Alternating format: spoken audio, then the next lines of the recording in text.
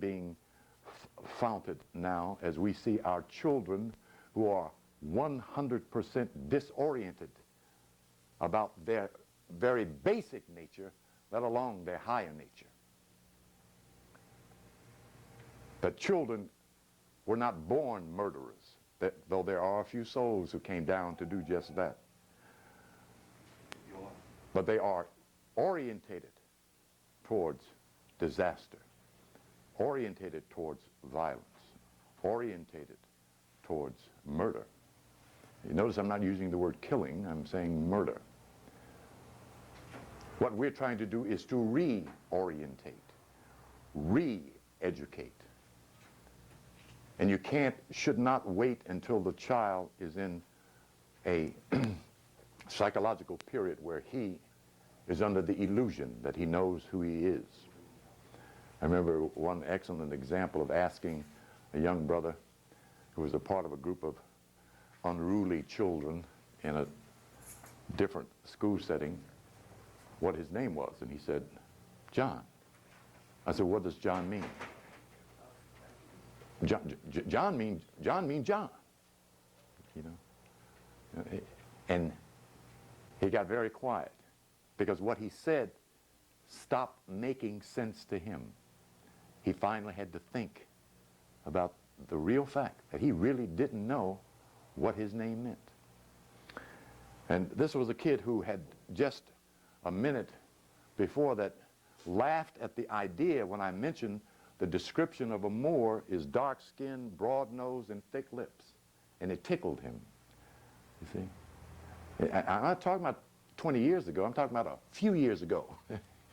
You know, that kind of psychology is still being reared in the heads of our children.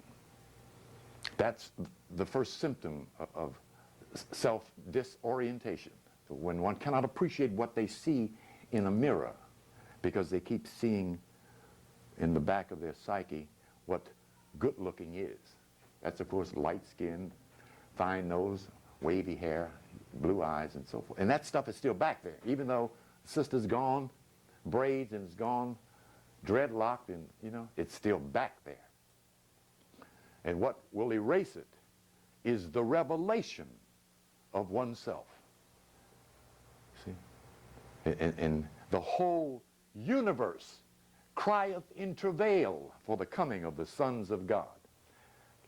And when I say son, keep this in mind, that this is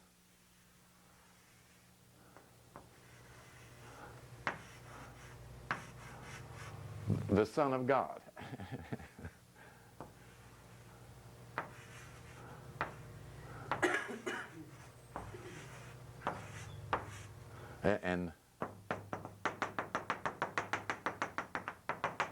and the 12 tribes of Israel.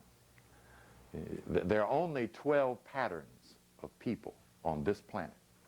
That's all there are. Multiplied ad not infinitum, but up to a certain number of souls are on planet Earth. Each one of us represents one of these 12 patterns. We traverse this system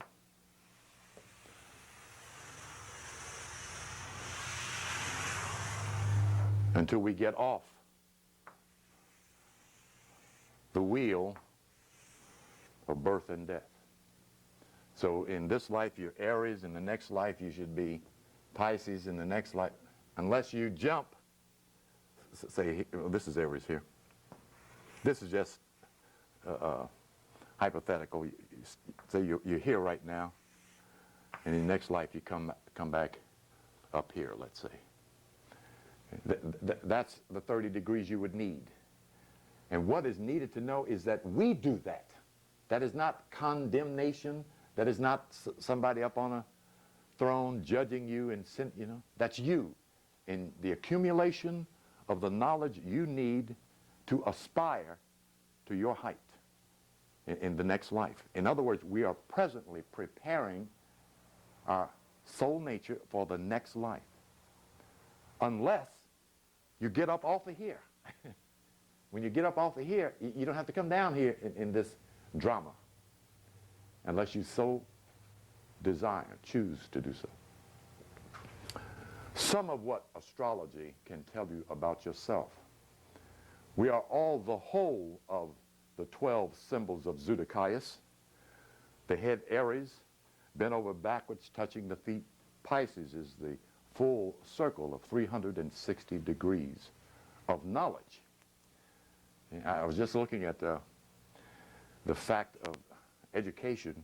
We go 12 years and we get a diploma, then we go 4 years and we get a degree inside the circle of 360 degrees.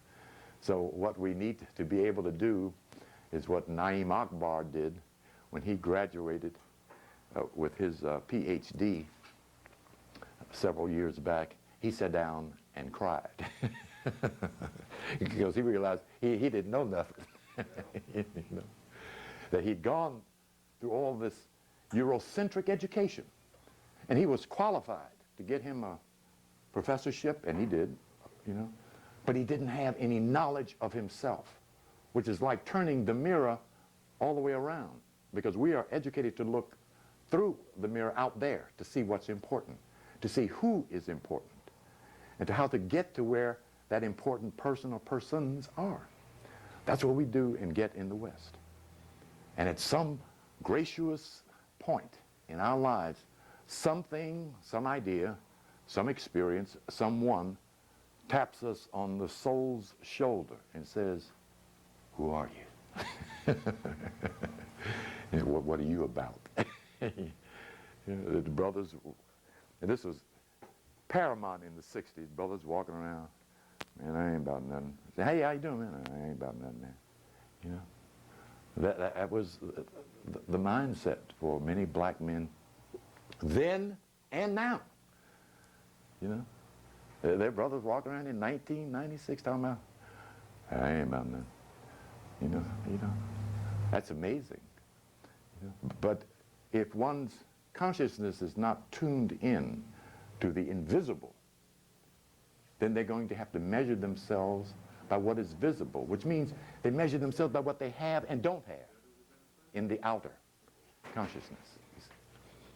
And just as the black woman has been and is still measuring her beauty by the standards of someone who comes from another set of genetics that's a carbon copy of the original genetics from whence she comes. See? Again, the psychology. See?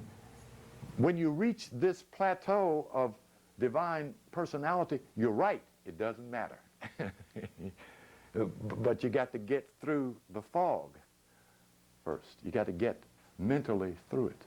Otherwise, it does matter.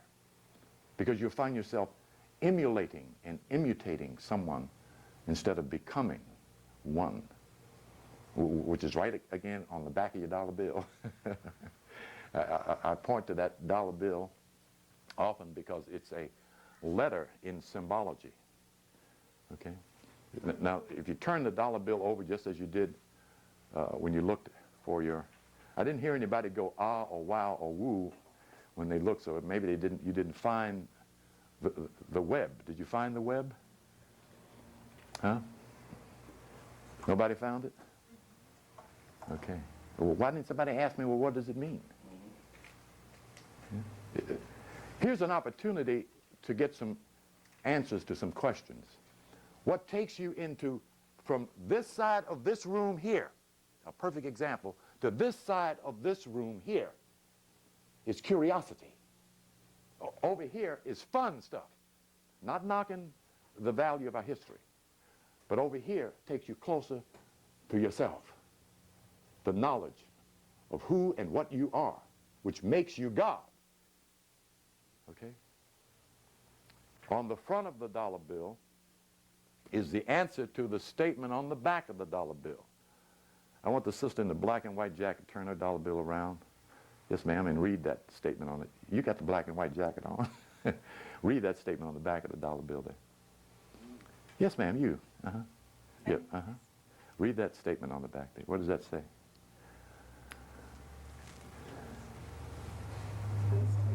No, underneath, right in the center there. What does that little statement say?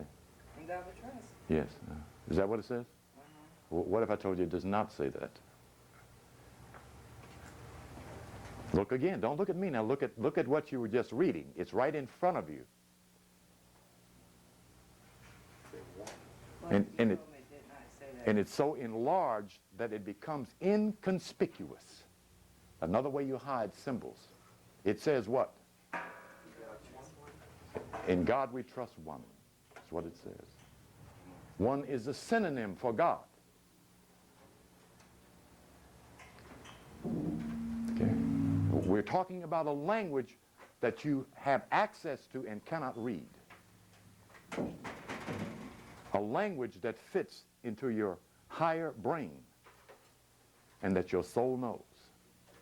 And you've got to connect something between here and here to gain the knowledge of self.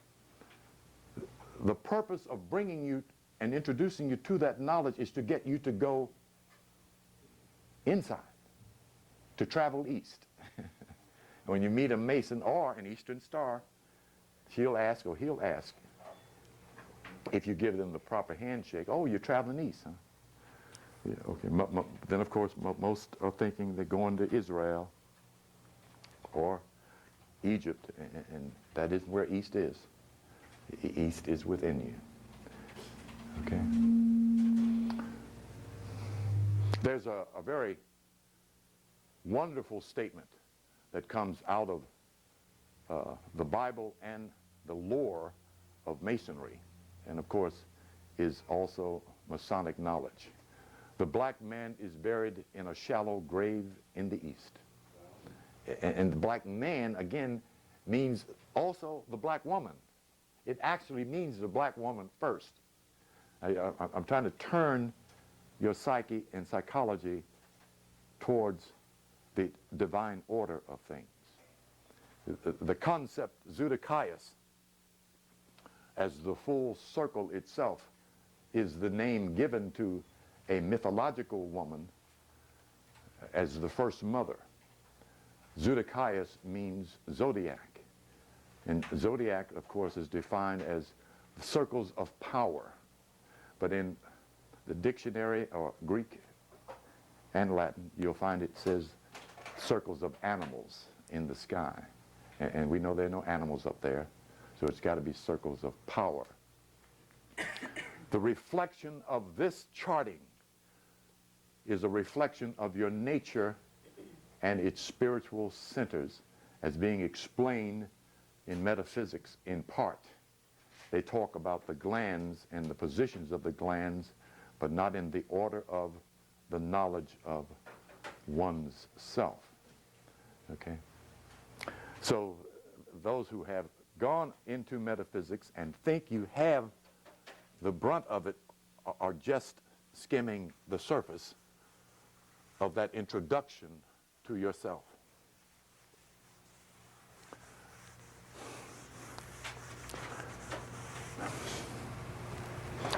We're going to use this book here to get at the charting factors of this body of knowledge. I can't seem to get the same group of brothers to come back each week, so we're not moving very quickly. So my orientation towards what I'm dealing with is changing, because you need to know what you're looking for in a science before you study the science.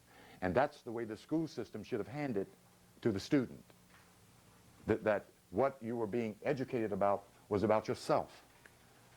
See, we start out that way.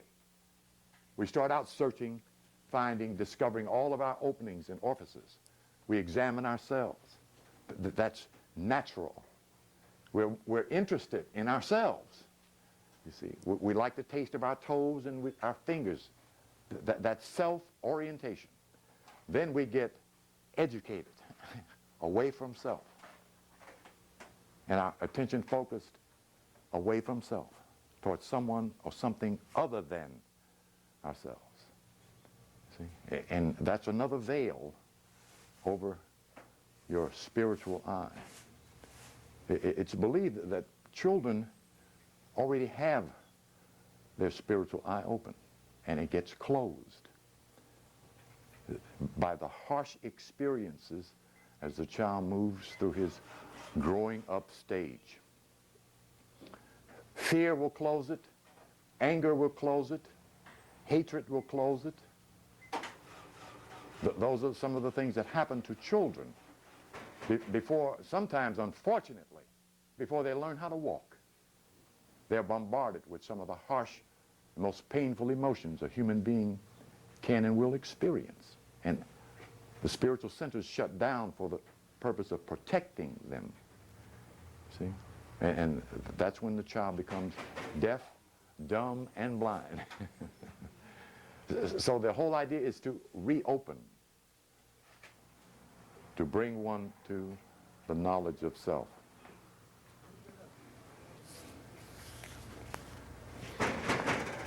What I wanted to do was go right into charting, but I can't do that with the group that's here.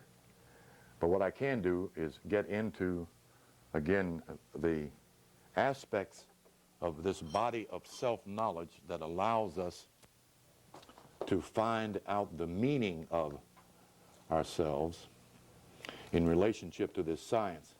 Psalm 82, verses 5 to 8 actually, but there are only 8 verses in that particular psalm,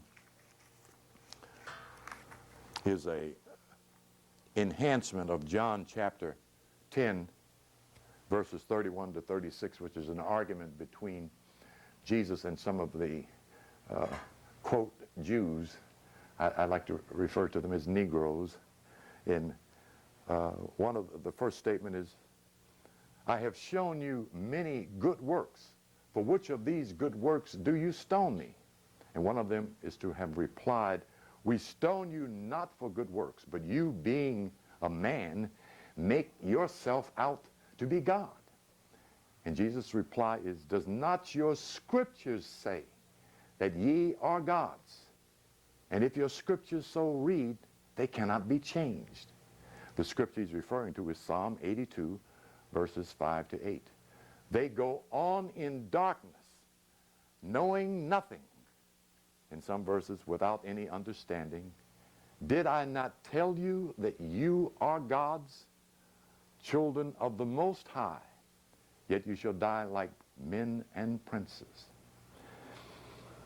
In order for a preacher to get up on the podium and preach that, he's got to, or she's got to explain that. Okay? That's not a belief statement. That goes over the average Christian's head. It doesn't go right in. I told that to a brother down at the bakery, Krispy Kreme bakery, one afternoon several years ago. And I mean, he's reading this, he's looking right at it for the first time in his Christian experience, and he says, that ain't what that means. I mean, it didn't go in, you know, it did not go in. You see, it didn't click something inside of his consciousness because he wasn't open to that. He was a believer. And that's the child, you see. You know, why most preachers say, you're a child of God. You know? That's the first stage of your spiritual experience, is to follow, is to be led by someone else. This is a part of the Codex Inscriptus in these English letters, G-O-D, M-A-N.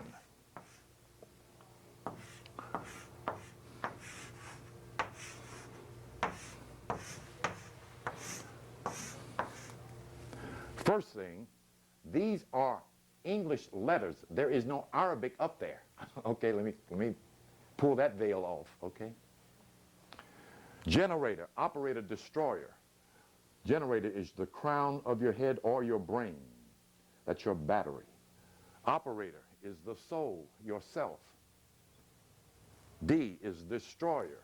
That's your sacral vertebrae, which is referred to in the Hindu text as kundalini, coil or curl line. In the Bible of Revelations, it is the serpent. Okay, that's the one Moses lifted up in the desert. Okay, when you obtain these three in harmony, in alignment, that makes you God. It does not make you infinity. It does not make you the creator and cause of all existence. It just makes you a God. That's all. But that's a good start. Before you get here, you got to go here. M-A-N. You must master your own mind and body, which makes you able to function in a balanced sense of thinking and thought and the power of thought. When you're able, you then are and can become noble, obtaining the qualities of divinity that makes one noble. Diane is not noble, even though she's princess this and princess that. Them little crowns they get, and that's a ritual. When you get this, that makes you noble. Okay? Today and about 20 years ago, we started giving our sisters the honorary of queen. We even went on and named some slum queens. This is very true esoteric. You most assuredly are queens. This is the synonym of the soul. The soul is feminine. Queen is power, soul power. King is authority, mental authority. In order to become this, you got to have both of them. You got to become king and queen of your own earth, which is your body. Okay. Okay, let's look at this concept here. We got any copies of the Golden Age of the Moors? Not yet. UPS didn't make it Friday. Oh, okay. Something just went zoom right out of my consciousness there.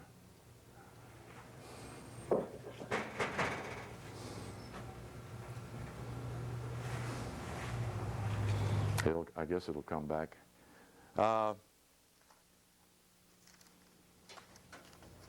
In the book of Revelations, most of the information granted in metaphysical science, not theology, metaphysical science, is in relationship to the spiritual centers, the 7 centers in the body, or chakras. In metaphysics, they call centers. In Revelations chapter 12, is the perfect definitive and descriptive of the mother Zedekias. And this concept is the spiritual woman, not the female woman, okay? And that makes a difference because male and female made he them. We're talking about nature, not about sex. We're talking about gender when we say male and female. And a great sign appeared in heaven, a woman clothed with the sun and the moon under her feet, and on her head a crown of 12 stars. It is a direct entrance into the knowledge of the zodiac and the science of astrology. Okay. The reason you don't get a sermon on the book of Revelation is because the average minister is not schooled or educated in the language of symbology. The whole chapter or book, so-called, is all symbology. That there is no direct point of issuance in the book at all. It's all about who and what you are. It has almost nothing to do with the idea of Jesus. It's about your higher nature.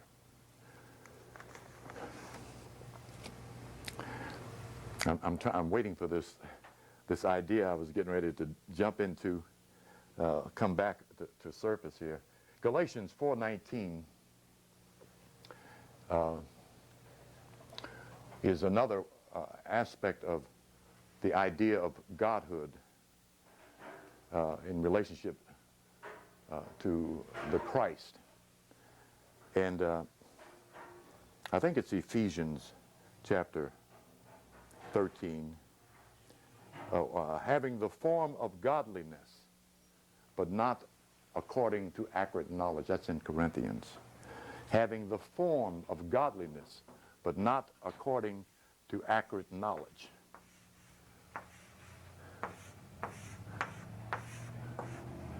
Arm, leg, arm, head. Having the form of godliness, but not according to accurate knowledge. Okay, this is the translation of the Arabic Allah as those 5 letters. Okay? Again, this is the Codex Inscriptus. The code written in is what that means. Written into the scriptures, written into the dictionary, and written into the ancient history of your records of the past. That is what we're looking for, not his story. Again, the difference. And beginning in approximately 1970, the challenge was picked up again by Yosef ben Yochanan in correcting those records and representing them, the rewriting, the re-education of the black man and woman in the West, which began with J.A. Rogers, the author of about 12 books, Sex and Race, Man to Superman, Nature Knows No Color Line, Africa's Gift to America. Those are books that were written in the 30s and 40s by a little colored fella who was not a Howard graduate and educated himself. He was a part of the Harlem History Club of the early 30s when this small group of black nerds that went to the library instead of the pool hall. That's what these brothers were. These are the brothers that would go in and find the book in the reference section, and they would go and bring it on out. And so the whole group could read that particular book. Who's the second gentleman's name? Actually, the first one? Yosef ben Yochanan is the author of Black Man of the Nile, Africa, the Mother of Western Civilization, and several others, We the Black Jews.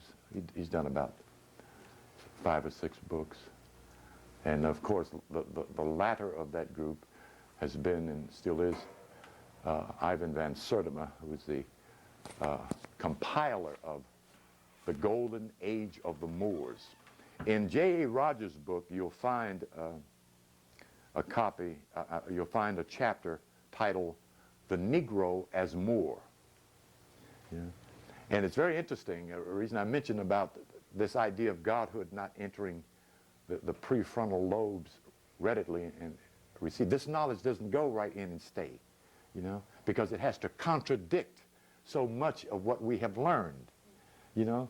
And I used to go up to one particular bookstore in Cleveland every day. I mean, you know, when I got turned on, I mean, I was drawn like a magnet.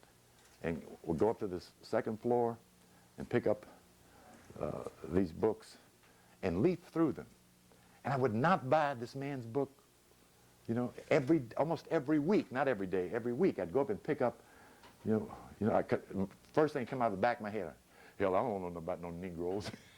You know, yeah, this is 1965, 66. I wanted to be black, you know. You know, that's just where my psychology was, you know. And it was 70, I think, when I finally went up there and bought that book and just one day turned to that chapter, you know. The Negro is Moor, you know. But where I got the knowledge, there was nobody there astute enough to verify the meaning of and the significance of the idea of being Moors. It was still in the belief factor of reference.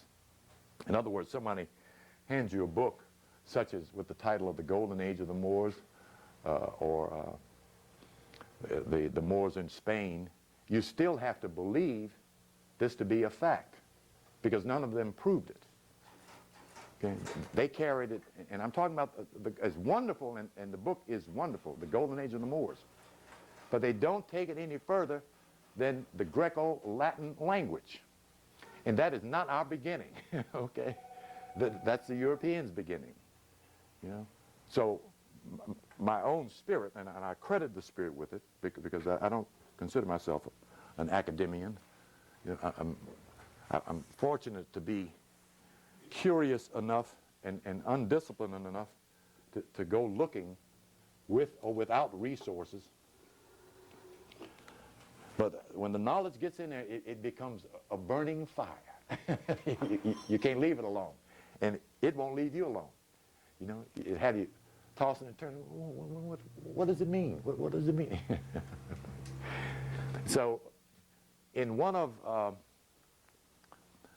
I'm trying to think Budge's first name, who is one of the preservers of the translations of the manuscripts or papyri of the Book of the Dead and other, quote, and I do quote, Egyptian literatures, I found this hieroglyphic in there. And I mean, like, I remember when I turned to it, I was leafing through the book, and I said to myself, oh, please let it be in here.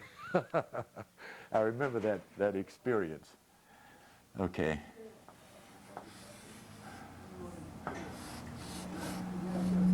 Now let me do this right now.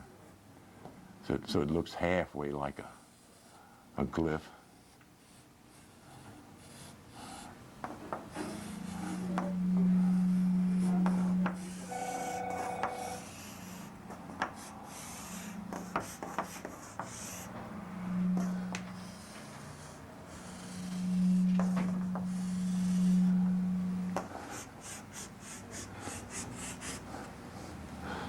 And in that translation, these two consonants were placed. There's no vowel there. In transliteration, there's no vowels presented in the scholar's transliteration of hieroglyphics. That is, moving it from a sign language to a letter language. They leave the vowels out. And if you've ever picked up any Masonic literatures, the Masons write their books the same way. They leave the vowels out. That's for the in crowd.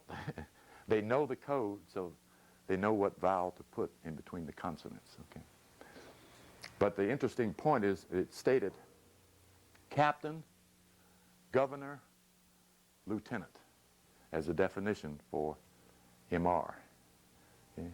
And of course the Masonic order has known and has used until C.M. Bay brought it out of there and put it into the Moorish Science Institute, Lord of the Earth, which of course is in the Bible, you see, in two very interesting places. See? In the book of Genesis, in the story of Joseph, who was, of course, what happened to Joseph? Speak, my sister. His brother sold him as a slave. Yes, right. Very, very interesting, isn't it? I like. Yes, go on. He became a high lord in Egypt. Right. Very good. Okay. So that when his brothers went back to fetch him for this high lord, they reported back to their father Jacob and said, but the man, the landlord, twice. Okay. Now this is Codex Inscriptus. This is what is emphasized in the Masonic Bible. Okay, it isn't written any differently, except the Mason knows what he's looking for and the Christian doesn't. Okay, but twice it's mentioned. But the man, the landlord, or the lord of the land, same thing. Of course, we all have landlords, you see. But it's important to know that this earth is not the planet that it's in direct reference to. This is a three-reference word. This is what you call anagrammatic writing and what you call wisdom, when one idea means three different things. That's wisdom. That's the difference between information and divine knowledge. Lord of the earth. It does mean man is to take dominion of the earth. One. Lord of the earth. Man is to take dominion of his own body, which are the same elements as the planet itself. In the spiritual, it means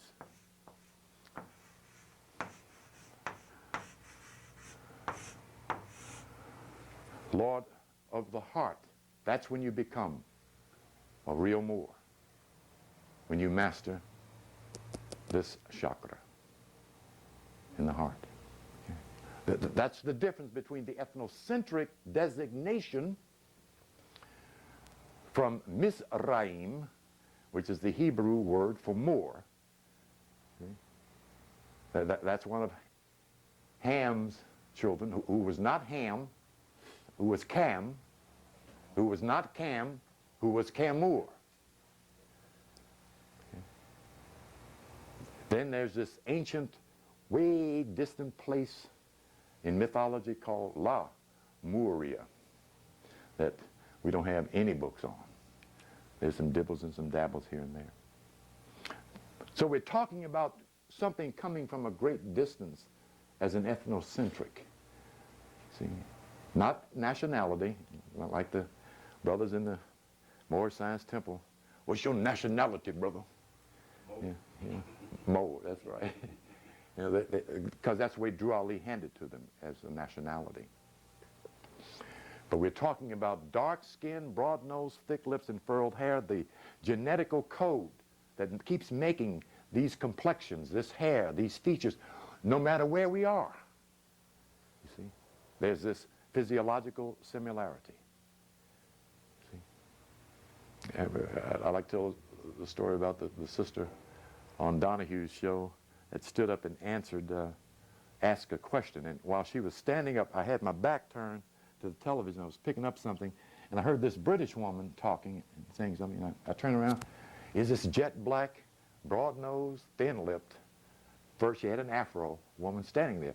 But with my back turned, she was from England. You know? Yeah. So you can tell a book by its cover, but you got to look at the cover. But deeper than the cover is the self. That's what we need to know and to appreciate. We're more than complexion. We're more than features. We're really gods. The core, the motif, the center of all study is about that idea. You see? It doesn't matter how many degrees you have and want. If you ain't getting some of those, you ain't getting educated. Okay? You're getting entertained. Or you're being prepared to work for somebody, which is what most of us do, and that's okay too. But coming to that point where you come to the realization of who and what you are, then you really educare, educo, draw out that which is within, is what the word concept educate means. We've already gone through the 30 degrees of Aries, which is the first point of zodiac. And what I wanted to do was start charting, but I'm going to have to postpone that. I'm interested in a group of people who want to know this level of science. I'm going back here, what, 3 years now? We've been doing this up here about 3 years. And I'm beginning to sound like a tape recorder. And he's got the tapes if you want them. They're there that I dealt with this knowledge. So I'm supposed to be moving to this level in this year. But I hesitate to try to hurdle over stuff. I'm not an entertainer. I'm not a lecturer. I consider myself a teacher. And a teacher needs to explain things, especially language, what words mean. If you're not getting the meaning of words, you're not getting educated. See?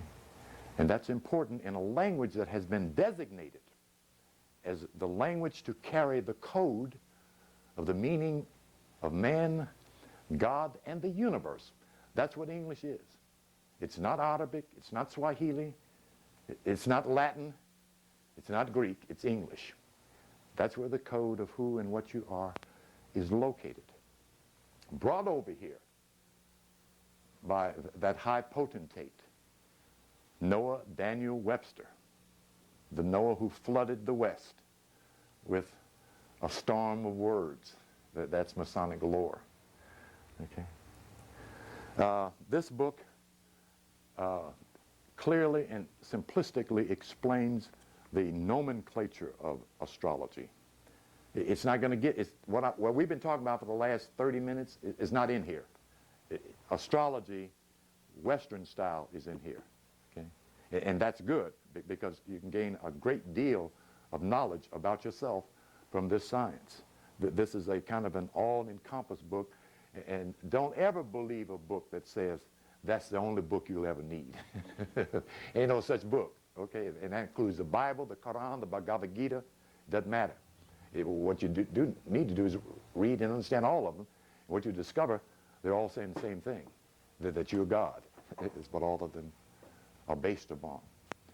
The 7 cosmic laws of the universe, which we still don't have any copies of, the Kybalion, is a book I recommend most highly. Finally, they got it down there at the, It'll be here tomorrow. Good, okay. They got it down there at the Barber's, and it took her forever and a day to do that. It deals with the laws that govern the mind, that we live, move, and have our being in, why they're so important. And every Christian has in his consciousness that's read this book, has the brunt of, the story of, the symbology of, the allegory of those laws. See? And until they get to metaphysics, they don't get revealed to them, unless they really listen to their spirit, because the spirit will give them up. Okay? The spirit is not about ignorance. Okay? Tradition is. See? I hope I don't sound anti-Christ. You know? I mentioned the church because that's the only place for the past 50, more than that, 100 years, we've had access to for spiritual understanding. They were responsible for the nurturing of our souls and the re-education of our mind. But the black preacher has only of recent picked that up, that you're supposed to have a different kind of sermon than the white Christian, than the Korean Christian, see? Because you came from a different karmic path and pattern. And that's supposed to be explained. See? Yes, dear? Is that why basically you tell somebody you're interested in astrology, they'll look at you and go strange and Yeah. that's demonic or Yeah. it's something that you really should Sure, yeah. It's been handed away from. It wasn't handed to. That this was the devil's stuff. Yeah, what an ignorant preacher was saying, that the universe is the devil's. I mean, that kind of buffoonery is what he inherited, because that's what his teacher told him. And that's what that teacher told him, you see? Until, of course, they got to Masonic Lodge, and the brother come up and said, "Come over here, man, I want to talk to you." And he carried him through the door. I'm talking about 70% of Baptist preachers are Masons. But you ain't going to hear it up on that podium. But if you're watching, you might see a symbolic hand gesture to his brethren. See? But he ain't going to talk about it behind that podium. He's going to give you some belief stuff. And if you're so fortunate to be in a place where there is spirit, you can get some of that. Yeah, but you're going to get some baby food in most of them. Barbara keeps recycling the 12 patterns of the glands and the centers, just like Unity does. And that's okay, because there's power down there. I mean, you can get some down, it's there. Yeah. But my second concern, because my first concern is myself, the second concern is, what are you going to tell children who begin to reflect disorientation, who cannot figure out what to do with their 12 to 15 year age group? That's where the trouble starts. That's where they're most vulnerable in being mismolded, deformed, instead of transformed. You see? Because they're looking for something and they're not sure what it is. So if someone who is stronger than they are says, come on, man, let's go down here and steal something in this store. Just Aquarius will go along with him just to have a friend. He ain't concerned about the stuff. He just want to have a buddy. So he'll go in the store with him and be standing there looking stupid. And the other brother putting stuff all up in his, that would be Taurus, because he likes plenty of things. You know? Then they both get caught. And the little brother Aquarius said, I wasn't doing nothing. I'm with him.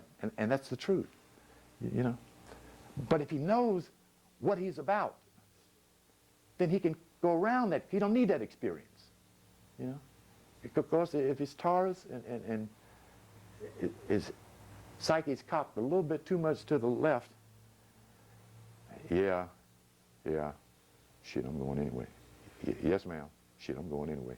You know, that's Taurus. Stubborn as a bull, but that stubbornness is determination.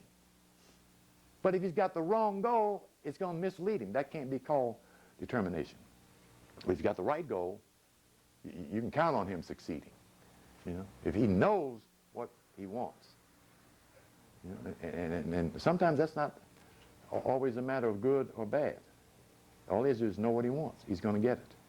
You know, it may get him something he didn't want, but he's going to get his goal accomplished. That's the power, the veracity of the determination of Taurus. The bull, the cup, is here up over his head, up over the circle of his spirit.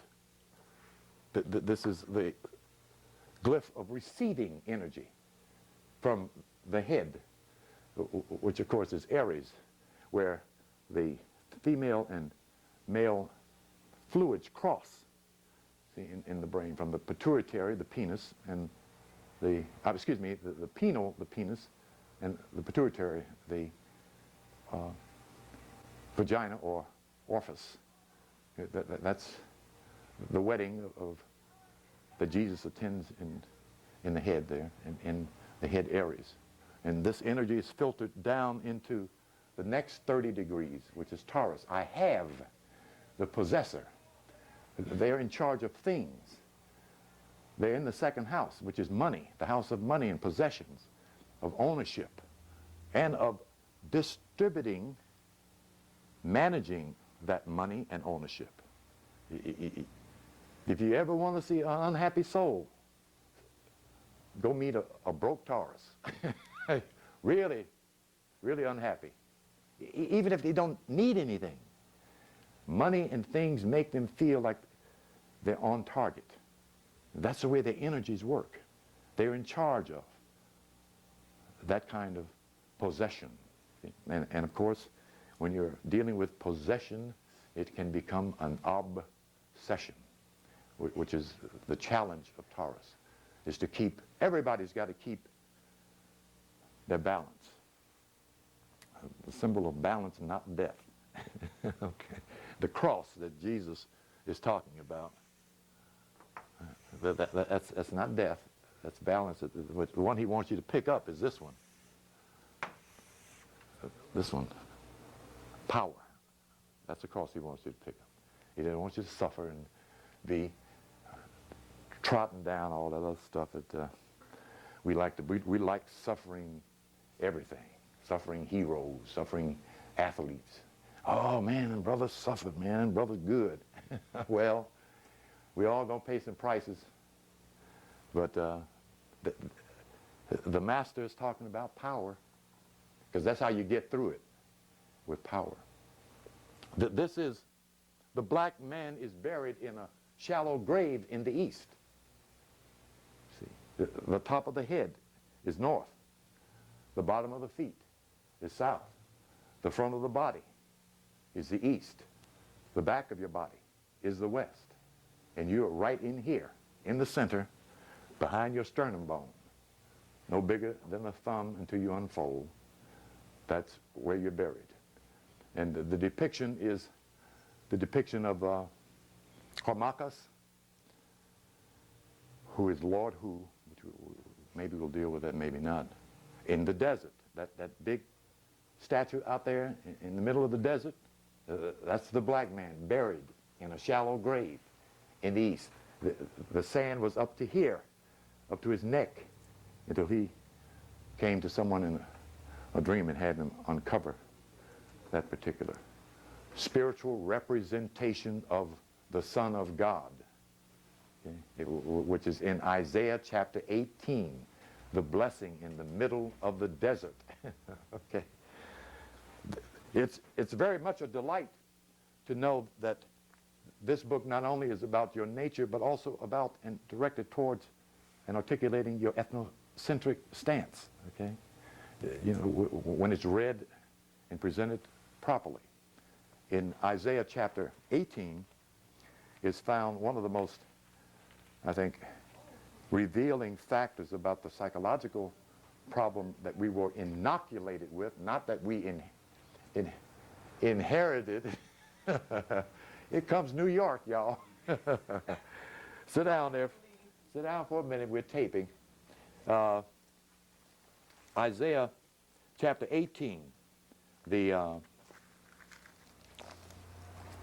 I'm supposed to be able to turn right to that. Been reading this one so long. The oracle to Ethiopia, or the oracle to Cush, you'll find in different scriptures. Alas, O land of whirring wings, which lies beyond the rivers of Cush, which sends envoys by the sea. Now what I need to do, if I can divert here for a minute. Anybody see a Bible over there anywhere? These American Moors got any Bibles in here? Nobody's got one. In the Old Testament, excuse me, in the King James translation, what I have is the Revised translation, and I wanted to read it from the King James translation. I don't see one up there. Well, let me see if I can repeat it word for word. I like to read it right out of the book, so because you know, you start tampering with this book, black folks get to looking at you. That's the devil up there, honey. that's the devil, man. So I like to pick up the book and open it up and read it. I don't see one Bible in here. Isn't that something? Well, okay. Alas, O land of whirring wings, which lie beyond the rivers of Cush, which sends envoys by the sea, even in papyrus vessels on the surface of the waters. Go, swift messengers, to a nation trodden down and meted out, to a people trodden down and meted out, whose land the river divides. That's the King James Version. And to make this work, I'm supposed to have both Bibles here. I have one person reading from the Old Testament, from the Old Testament and the King James Version, and then someone reading right behind that these verses from the Revised translation. The King James Version was written in 1611. Does anybody know where black folks were in the West in 1611? We're in slavery, right? All right, yeah, okay. After 1611, 1895, this was published. First, it was published by whom? The Catholic Church. The King James Version is a translation of the Confraternity Douay version of the Bible, the Vulgate Latin translation, okay? Most, particularly holiness folks, make you believe that God himself stuck the King James Version out there and handed it to black folks. Okay? That ain't the way it come down. Okay, let me read this again. Now, try to hold on to that first referendum there. Woe to the, alas, O land of whirring wings, which lie beyond the rivers of Cush, which sends envoys by the sea, even in the papyrus vessels on the surface of the waters. Go, swift messengers, to a nation tall and smooth, to a people feared far and wide, a powerful and oppressive nation. A powerful and oppressive nation. None of these books really clearly explain that at a point in human history, we were the oppressors. When you get to that point, that's when you're beginning to figure out what the hell happened, okay? Especially if you've read the laws of the universe, the law of rhythm, empires rise and empires fall, okay? In one previous part of this, I dealt with the cycle of the Piscean constellation, that when a cycle descends, who's ever in charge during that cycle, their empire, their authority, their power descends, comes down. That's the law. It's nothing personal. See? When the light of consciousness is low, human beings don't see as clearly. They're nearer to their animal chakras and nature than they are to their spiritual chakras and nature. So their behavior is different. When the energy is going up, there's more light, more awareness. Their behavior is better and different. That's the spiritual reality. Now we can, like a lot of brothers said, how they underdeveloped Africa and how they did, and they did, you know. But y'all need to know, y'all put y'all's foot in the white boy's behind for so long and so regular. You know, he thought he had a third foot in the back of his coat. You know? You used to run Europe, not visit. We weren't visiting Europe. Our ancestors invaded Europe, took it over, and ran it. Then they got kicked out. See? But the history teacher's not reporting in that part of the world we were invaders. If we wonder how we got kicked out, every invader gets kicked out. You see? Of course, unless they obliterate the people that they invaded, as the American Indian is a spiritual example of that, not the worst example of that. You have to look at the metamorphosis of two people to find the American Indian. He's still here. He's still here. And he keeps coming back to his ancestral land. This is his. And he keeps coming back, but he keeps coming back as other people. You know, black folks, white folks, Oriental folks. You know, they're here. And some of them in your family. But see, we don't have any books on reincarnation. You see? And Yakanan is not going to print his till he die. Let nobody publish his till he die. So we don't believe in reincarnation. But if you want to understand the grand scheme of things, you have to understand the continuous cycle of birth and death. You know, it'll make a lot of things make sense. And it helps you get some of this stuff out of our system about when to kill this white boy and chew him on thorns. Because that ain't going to help, okay? You know, there's still brothers out there want to. Well, it ain't going to be like that. It ain't going to be like that. We're getting closer to spiritual realities. And we need to grow up. And I'm going to say this at every lecture. Grow up. Okay. You know, it was about last summer. One little white lady was in here. And she's obviously married to, living with a brother, you know. She's sitting here listening to the whole lecture. And the sister's sitting over here. And this sister could not, I mean, she couldn't even stand being in the same room with her. You know, I'm talking about black folks and like this. And this sister sitting there going,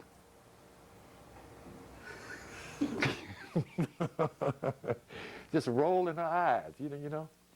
Understand something about the soul. The soul will borrow an ethnic group if that soul needs the experience. Will borrow. So you got a lot of European in your group, you know, who came over on our side because they need the experience. You know? So don't be surprised if you look up in a vision one night and this old white lady waving at you. It might be your grandmama, or great-great-grandmama, you know. That's the way it's come down. You know? I mean, that's, you know, or you look up and see an Indian standing over your head with long feathers. It might be your great-great-grandfather. You know? I mean, you know, we're talking about souls now. you know, not ethnic this and ethnic that. At the same time, we are explaining the importance of the ethnicity of man in his and her psychology, because we're trying to obtain balance, not pride, balance. Okay? Pride will throw you off balance. Pride is faith without knowledge. Okay, I think we've covered much of the fundamental entrances to this great circle that begins with a straight line. I'm going to put the glyphs up here, because this is where you're all supposed to be at this point.